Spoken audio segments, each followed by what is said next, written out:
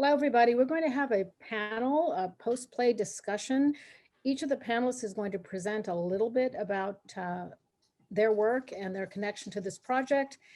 And then we're going to have a short Q&A. So I am Valina Hosty-Houston. The first thing I want to do is to welcome you and to thank you so much for joining us this evening to hear the reading. And I want to tell you just briefly about who the panelists are. So we have, and first of all, I want to thank our presenter, which is the USC Shinso Ito Center for Japanese Religions and Culture. And then the supporting organizations are the Japanese American National Museum, 11 Arts Incorporated, True Heart Films, and the USC School of Dramatic Arts. So the panelists include writer, producer, and filmmaker Koji Stephen Sakai, and director, producer, actress, and filmmaker Tamara Ruppert, and filmmaker, producer, and distributor Ko Mori of 11 Arts. So I'm moderating and speaking. And as Duncan Williams had said earlier, I am a playwright and I write musical theater, film and television, and opera. So away we go. So Koji, could you please share what motivated your desire to make a film about this mythical character of Madame Butterfly, including the John Luther Long short story and the Madame Butterfly myth, shall we say? Yeah, so being Asian American, Madame Butterfly has always been very questionable and hard. My mom, who's from Japan, loved the opera so much, and I kept telling her that she shouldn't love the opera, that it's a horribly racist thing, but she really loved it, and it really got me thinking about the origins of that opera. And then at the same time, when I was starting to think about that, I started seeing some productions that were going on around Madame Butterfly and how it was one of the most popular operas in the history of opera. So I started doing some research, and I realized I quickly found out that the opera was based on a play, and that the play was based on the short story. And one of the things that was really interesting to me was that a lot of the issues with the opera, the fact that Madame Butterfly or Shoto-san has to give up the baby at the end and kill herself in order for the baby to have a happy life, and all the kind of racism and anti-Japaneseness that's in the play, that in the opera, was actually in every version of it became less and less pro-Western and more pro-Japanese, or not pro-Japanese, but Japanese, like it wasn't as racist, which I found really, really interesting. And in fact, when I first read the play, or sorry, I keep saying play, when I first read the short story, I was surprised that that the portrayal of the relationship between Pinkerton and Cho-Cho-san was very much more of an abuse than love. So there was almost no love in the story. It was mostly abuse, and the fact at the end of the short story she doesn't even kill herself. And so I was really surprised, because when I first wanted to kind of look at Madame Butterfly, I thought I'm going to do this really interesting take on it, and that would really kind of configure that story. But then I realized that the original short story already did that, and that we didn't really have to do something new. We already had it all in front of us. And so that's why we started talking about kind of creating this movie that really reconfigures that mythology and takes a new look at it, and from a maybe a different perspective. I think that's so important, because I believe that the time in which the original play and the opera were written, there was a different attitude towards people from the Far East. And I think that played into how it was interpreted into that original play and the opera. So, yeah. And I was going to say, just one of the interesting things was that the original short story was criticized for being anti-American. And then the play that was written off that short story was actually also criticized for being anti-American.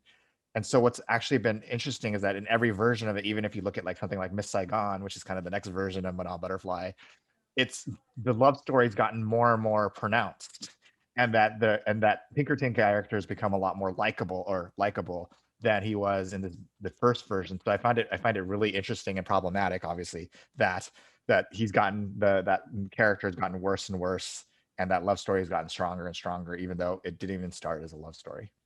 And also the myth of the Asian female has gotten, if you will, lower and lower. They've changed the view of the Asian female in the stories. So. Yeah, by Madame Butterfly, by Miss Saigon, she's just a prostitute, as opposed to, in the original story, she wasn't even a geisha, even though that's how she's portrayed in later versions of the story. So Ko and Tamara, could you talk a little bit about why you're interested in pursuing a film based upon this story? Yes. Oh, Yes. go ahead, go. Yeah. Oh. Go ahead, go. Okay. Well, first of all, congratulations to to cast and crew. This was fantastic. There's such a great script and such a great directions and such a great cast and acting. I really liked it. For this reading. So congrats to that. Yeah. The my producing career, I've been I've been based in LA, but I originally came from Japan, and my sort of style is that always that I work on a project that has the Japanese elements with almost like with American culture or Japanese filmmakers with American casts, American filmmakers with a Japanese cast, stuff like that. And then that's always been my sort of uh, passion, as well as that my strength as well. And then when I look into this, and when I actually met with, I worked with Koji, by the way. I don't know, this is kind of interesting that my very first producing film, Koji wrote the script, So since then, like sort of there's always like this kind of like a connection in me. But anyways, when I met with you guys for this story, I was so surprised that this short story was, as Koji described, it's basically different from what we've known, as a Madame Butterfly for opera and plays and stuff. So, and it's I think that like this story that Koji try to bring to the world, or the original short story. I think it's the story that I feel very I feel like I want to bring to the world as well, with my passion and with with this 2021 the current world of how we deal with or the diversities and cultural true to the cultural aspects of it, all that stuff. I think this is something that we should bring to the world right now. That's how I felt. Thank you. So Tamara, would you like to share with us your thoughts? Sure. So I guess for those of you who don't know me, I lived in Japan and taught English there. And it's interesting. I feel like I, as a director, have an interesting perspective on this story because I experienced racism in Japan. And it's a culture that I love, and I direct a lot of Japanese stories. And it's a beautiful culture, and the people are beautiful. And I really like really like to tell stories that can be used as cultural bridges. And what I think is so interesting about this story is that everybody knows the opera, right? Everybody knows. If you say Madame Butterfly, I mean, many, many people have made money off of this story. I mean, it's clearly a story that can fill the seats. But it's really based on this, stereotypical fantasy. And what I like about this version, and going off of the John Luther Long version, is that it's based in reality. And it's relatable. And, Cho-Cho, as she says, that love is very complicated. And I mean, I know in some of the casting of some of the plays that have been done, like the Velasco play, she was like 15 years old, which is crazy and goes to what, Koji was saying about the abuse that is there. But I really like that in this, because Pinkerton knows that she is pregnant before he leaves, that just changes his character and changes his motivation and just makes it, you realize why he escapes. So I feel like the layers of the characters are so much more fleshed out in this version. And I think that's really exciting. And it's very relevant, and it's very modern, if you will, even though it's still set back then. So I think it's a very exciting script, and especially relevant for the Me Too movement that we're all, still going through. And yeah, this talk about, mixed race babies and all of that is still things that we struggle with. Great. Well, I want to say too, so that everybody knows that, Koji came to us with the story and the short story, and also the idea of making it into a film. And so that was the genesis of all of our creative activity. And so we've been journeying together. I myself was raised by a Japanese immigrant mother. And so I've always been very interested in the stories of Japanese females. And I believe that Asian women in general are burdened with so many different kinds of stereotypes. The Madame Butterfly myth, the Dragon Lady, the geisha, when the Western world doesn't really understand, what a geisha truly is, and Miss Saigon. I mean, it's interesting for me because being in the arts and entertainment industry, I have so many actor friends who get cast in Miss Saigon and they want me to come to see them.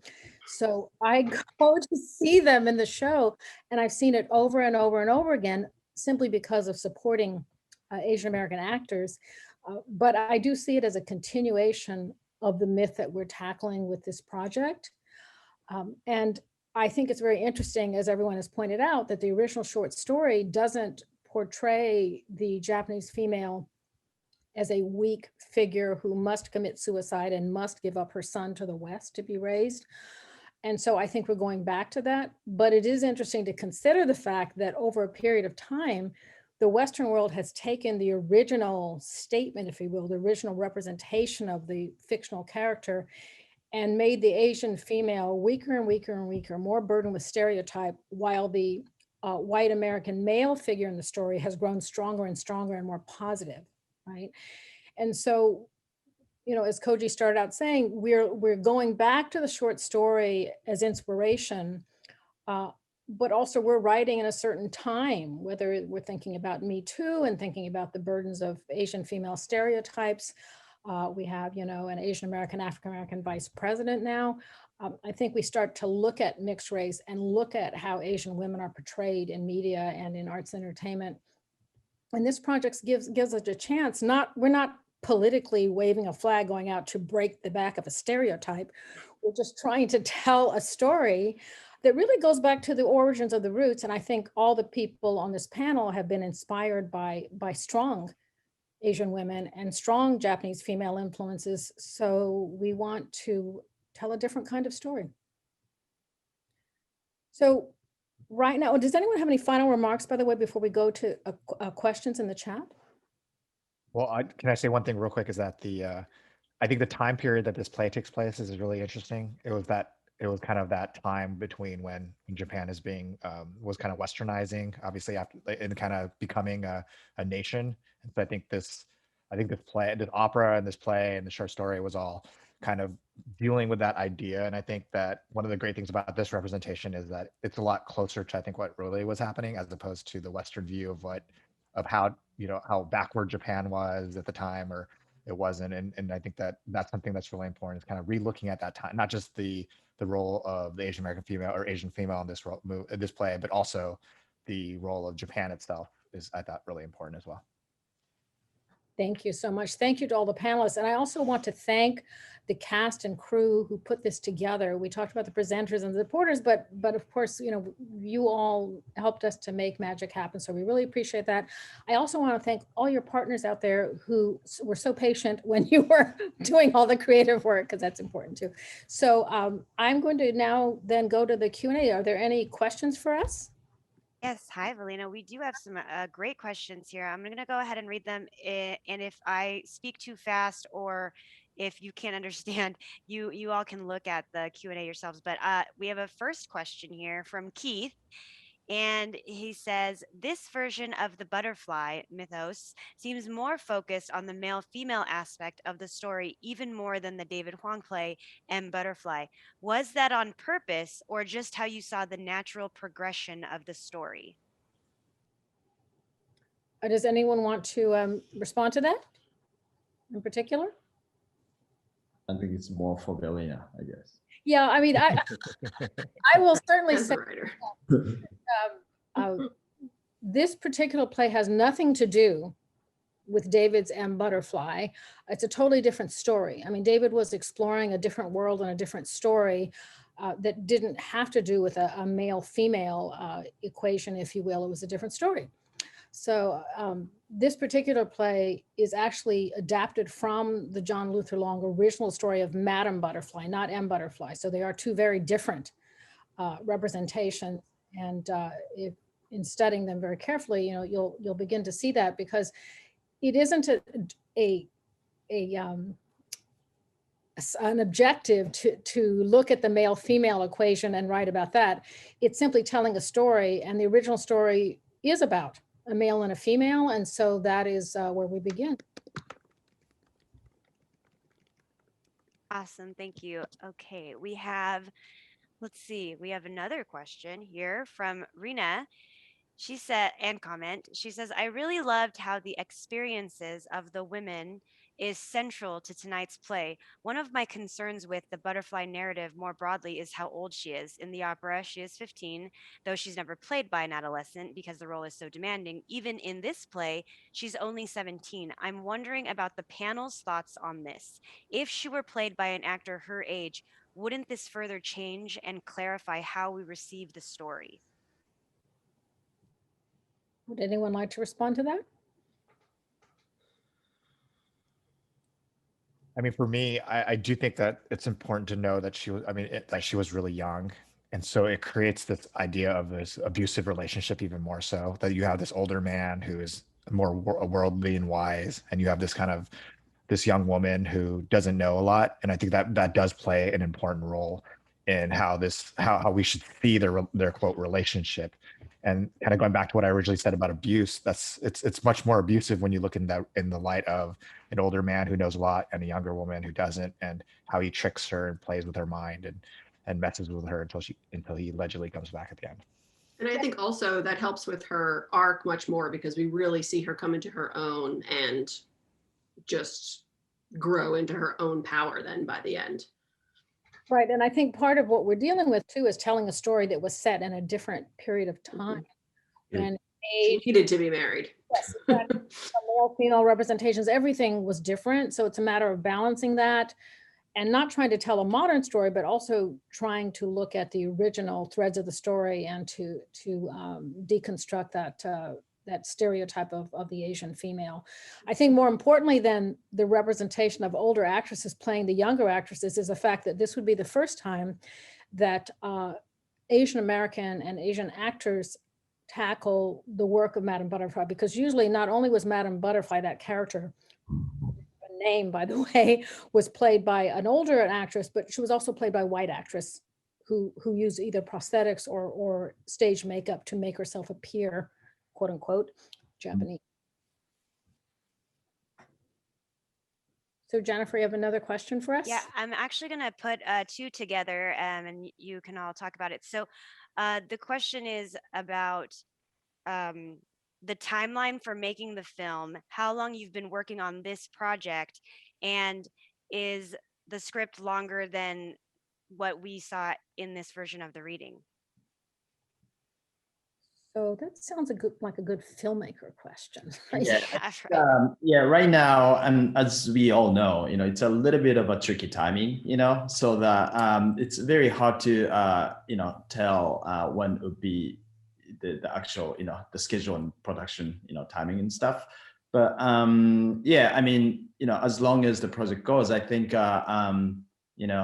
we want to proceed with this, as accordingly, so that I think I'd say, comfortably, with developing more into the film and everything, I would say that we would like to, proceed with the shoot probably in next 1 year or so, depending on how this COVID situation will, open up or not. I mean, I will say that, we've been working together for a while, and because we all are familiar with how long the pandemic's been going on, we do know that we've been marking time for, at least until end of February 2020, correct? So we've been together a while, and I think that anybody, Asian or Asian American, as well as many others, have lived with the Madam Butterfly myth for a long time too. So I think it's been a long time coming, but certainly the pandemic and other creative projects, are things that we have to consider as we're thinking about the timeline. Awesome, thank you. We have a question from Melinda, and she asks, is Pinkerton sympathetic in any of the versions? Well, he's sympathetic in Puccini's opera. In fact, he is seen as, and in Miss Saigon, the sort of, moving forward version of him is sympathetic because he is actually seen as a kind of savior of the mixed race Japanese, or in one case, Vietnamese child.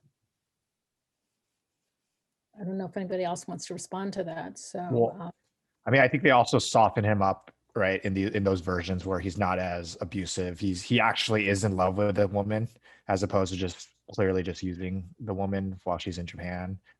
So I think that his motivations are different, and I think his attitude and the way he treats her is different in those versions, as opposed to what's surprising about the original short story, which those motivations don't exist, and there's no love. It's clearly just a marriage or convenience, or just using a person.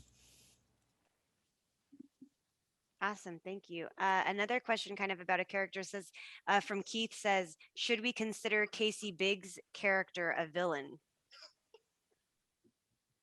I don't think of Sharpless as a villain whatsoever. I mean, I think that Sharpless is someone who has lived in Japan, intermarried into a Japanese family, and maybe before his time, given the nature of the world at that time, he was comfortable in an international, intercultural family, and stood as quite the opposite from Pinkerton, because Pinkerton was not comfortable with that. Can I make a quick comment? I love, Belina, if you can talk about the difference with Pinkerton's wife, and how you changed it, because I think that's a very interesting change that you made with her from the original short story and from the opera as well. I mean, throughout, the character of Pinkerton's wife, American wife, is not really dealt with any depth or breadth. And so I really wanted to bring that character to life in a fuller way. So the representation that you see of Kate Pinkerton in the play that you just saw the reading of is very different. I mean, she has dimension, and we get a little sense of her background. And we finally deal with this notion of what is it like to discover that the man you're married to actually has a wife and another child in another country, and how that man has handled that reality. That wasn't in the short story, right? That's something that you created separately. Yeah. That none of that is in the short story, and so I created Kate Pinkerton. She's completely built from our process. Yes. I love her character. I think that's such a great addition to, just it really fills out the story beautifully. And, it's another part of the whole female thing too, because the way that character has been dealt with throughout history from the beginning of the short story. I mean, she's such a small part, but if you think about the reality of that kind of intersection of humanity, it can't be small, right? It just can't. And so I was really happy to work on that character. And one other change that I think is really amazing is giving Madame Butterfly a name, and how important that is in the play itself. Because even in the short story, she's just known as Cho-Cho-san or Madame Butterfly, right? And being able to give her a name makes her a real character, as opposed to just a two-dimensional representation of a woman. That was really important to me too. That was a part of making her human, right? Because to live without a name, to be so unimportant to someone telling a story that you're not given a name. It's now, of course, in Miss Saigon, she has a name, but we also see, what that particular story does to the notion of who the Asian female is. Awesome, thank you. Another question that I'm going to probably fuse together is, are you all on the panel able to talk about maybe your dream casting once you are able to proceed with the production? And will any of the amazing actors in tonight's reading be cast in the film? Wow. What was the first part of that? I missed it a little bit. The first part was about whether or not the panel can talk about your thoughts on the dream casting for this when you're able to proceed with production. Timer, do you want to start with that? I don't know if we should be talking about a dream cast. We had a great cast. Yeah, I mean, I don't know. I thought we had a really great cast. You know, we had done one reading before this with a slightly different script, and this was an updated script and a slight change of the cast. And yeah, I mean, we're definitely thinking about it, but I'm not going to name any names. That just gets you into trouble. Casting is such a complicated procedure too, because we're where we are in the creative process right now is such that we're still story building. I mean, you know, we will continue to talk about how to make the story work, and then when it shifts to screenplay format, you know, how to make that work, because it's a different medium, and long after all that is all sorted out, then the question of casting comes out. So I haven't begun to think about it, but I would venture to guess that the filmmakers agree with me that we want to be able to tell the Madame Butterfly story with, you know, I'm thinking of the protagonist here, but with an Asian female protagonist, and not with, thank God we're living. And a Japanese one. Yes, and yeah, we're not living in a time where someone says, no, you can't do that. Awesome. So there was some comments in the chat about representation, and you were getting you all were getting kudos for having a believable presentation, especially over Zoom. And there's a question in the Q&A about if you think the story, I feel like it's kind of been answered, but I thought I'd bring it up just because it's an important movement to talk about. But the question is more along the lines of, do you think the story as originally written could, or maybe is happening today?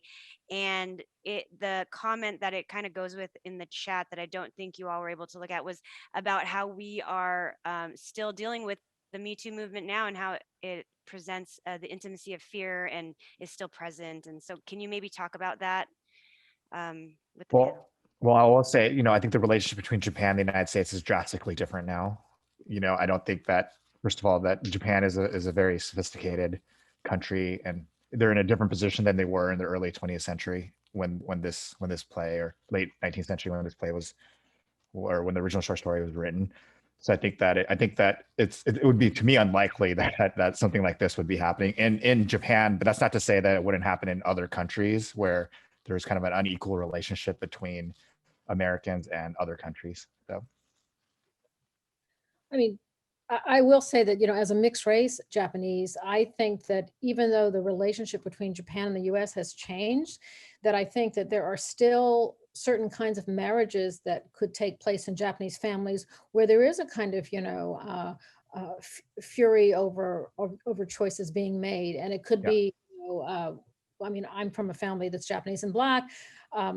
More and more that's happening. Certainly Naomi Osaka showed us what that can mean the other day. But I think that, you know, with, as Koji was saying, with other countries, you know, Japanese marriages with people who come from other countries. I don't know. I mean, one of my relatives said to me, oh, there's so many international marriages taking place in Japan today.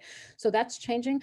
But I think that there are certain politics that are going on in our times today that make us sort of more aware of you know, issues facing the women in the story and things like that. So it's always this kind of balancing act of what was authentic for the time period in which she lived, but also dealing with, you know, the sort of political stereotypes that bent the story a certain way over the last few decades. Oh, you know, I have to say this too about, I want to say this about Asian American actors, because I was having this conversation with someone the other day that, and I'm going to relate it back to white actors being, you know, portraying Madame Butterfly, if you will, Cho-Cho-san, which is this, ethnic actors in our country, whether they're African-American, Latinx or whatever, they are not, and this is true of white actors too, when they are cast, they're not asked, well, this part is Irish American. Are you Irish American? Because if you're not of Irish descent and you might be some other kind of white, you can't play that part. They're never asked that question. With African Americans, the question isn't asked, well, are you Black British, or are you Black originated from Africa, or are you actually Black American, right? And same for Latinx. Are you from El Salvador? Are you from, Puerto Rico? Where are you from? That's not asked. But with Asian and Asian American actors, the question is always asked in a kind of offhanded way, where are your parents from, right? Because what people want to get to is someone of Chinese descent, Korean descent, Japanese descent, etc. Right? So I think that that's something in the whole casting realm that continues to plague the Asian American actor. And so when I think, about casting, those are questions I ask myself, because I think we do have to address them as we tell stories today and think about who can play those parts.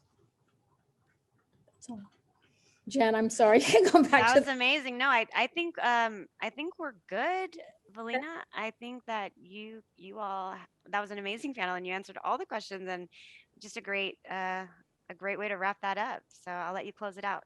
Okay, so panelists, anybody final remarks from any of you?